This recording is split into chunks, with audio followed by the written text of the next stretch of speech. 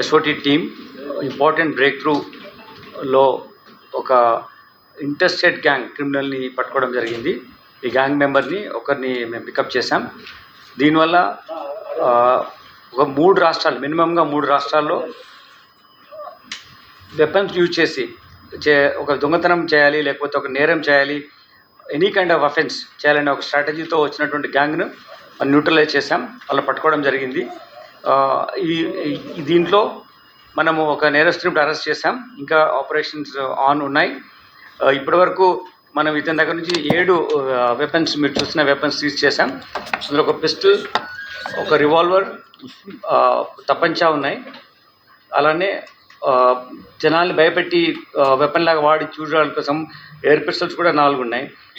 అంతే వాటితో పాటు 11 లైవ్ రౌండ్స్ కూడా 7.65 mm లైవ్ రౌండ్స్ కూడా ఇతని దగ్గర నుంచి మేము సీజ్ చేయడం జరిగింది.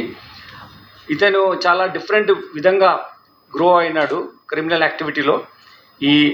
మనకున్న నేరస్తుడు సాయిరామ్ రెడ్డి, ఇతను కాకినాడ నివాసి. కాకినాడలో ఉంటూ కాకినాడలో ఒక బంగారం నగలు దొంగతనం చేసిన కేసులో అరెస్ట్ అయ్యాడు. దాని తర్వాత అట్లానే అక్కడి నుంచి షిఫ్ట్ చేసి హైదరాబాద్కి వచ్చి సూరారంలో ఒక బాయ్స్ హాస్టల్లో ఉంటూ, ఇతను కంప్యూటర్స్ గ్రాడ్యుయేట్, సూరారంలో ఒక బాయ్స్ హాస్టల్లో ఉంటూ అక్కడి నుంచి మన నాగోల్లో ఒక అమెజాన్ కంపెనీలో ఉద్యోగం చేరాడు. చేరిన తర్వాత ఒక థెఫ్ట్ కేసులో నేరస్తుగా ఉంటూ లాస్ట్ ఫిబ్రవరిలో అతన్ని పట్టుకున్నప్పుడు రిమాండ్ అయ్యడం జరిగింది. ఆ 4 నెలలు జైల్లో ఉన్నాడు. రిమాండ్ అయిన తర్వాత ఆ జైల్లో ఉన్న టైంలోనే అతను చాలామంది వేరే నేరస్తులతో అనుబంధం పెరిగి మామూలుగా చిన్న చిన్న నేరాలు చేయొద్దు, పెద్ద నేరాలు చేయాలి, ఎక్కువగా ఆర్థికంగా బలపడాలంటే బిగ్గర్ అఫెన్సెస్ చేయాలనే ఉద్దేశంతో నెట్వర్క్ బిల్డప్ చేశాడు. ఇతను ముఖ్యంగా ఏంటంటే ఈజీ మనీ తీసుకోవడంతో పాటు బిగ్గర్ క్రైమ్ చేసి జైల్లో ఉన్నప్పుడు ఏంటంటే డిఫరెంట్ ర్యాంకులు ఉన్న వాళ్ళకు డిఫరెంట్ రెస్పెక్ట్ దొరుకుతుంది. పెద్ద నేరాలు చేస్తే ఇంకా పెద్ద దొరుకుతుంది. అలా పెద్ద నెట్వర్క్లో ఇన్వాల్వ్ అయ్యి వెపన్స్ యూజ్ చేసి ఒక బిగ్గర్ డాన్గా ఇక్కడ హైదరాబాద్ సిటీలో కానీ, లేకపోతే మహారాష్ట్రలో ముంబైలో కనెక్షన్స్లో కానీ, లేకుంటే ఆంధ్రప్రదేశ్లో ఈ 3 రాష్ట్రాల్లో మనకున్నటువంటి ఇన్ఫర్మేషన్ ప్రకారం యాక్టివిటీ చేయాలని ఒక ప్లాన్తో ఉన్నాడు.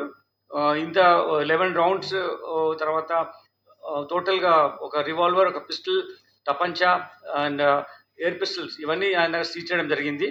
వీటితో ఇతని నేరం ఎలా స్టార్ట్ అయిందంటే, ఫస్ట్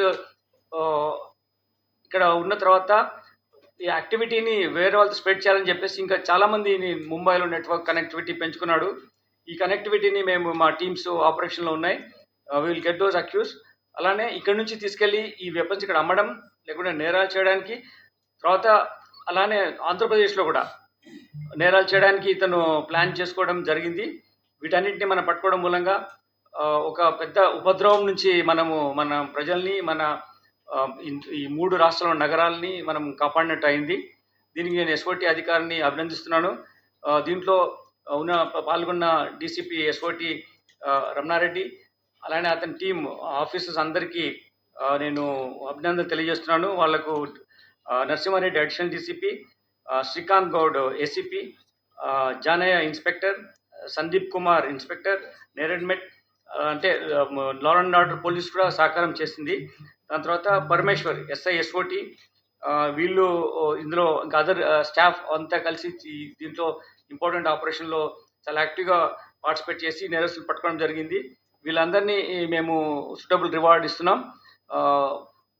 దీనివల్ల ప్రజలకు మేము చెప్పేది ఏంటంటే, మీ పక్కన ఎవరైనా ఎంప్లాయీస్ను మీరు ఎంప్లాయ్ చేస్తున్నప్పుడు, ఏదైనా కంపెనీస్ కానీ ఎంప్లాయ్ చేస్తున్నప్పుడు కొంచెం అతను నేర చరిత్ర ఏమైనా ఉందా, కొంచెం వాళ్ళు ఎఫర్ట్స్ పెట్టి తెలుసుకోవడం చాలా అవసరం. అంతేగా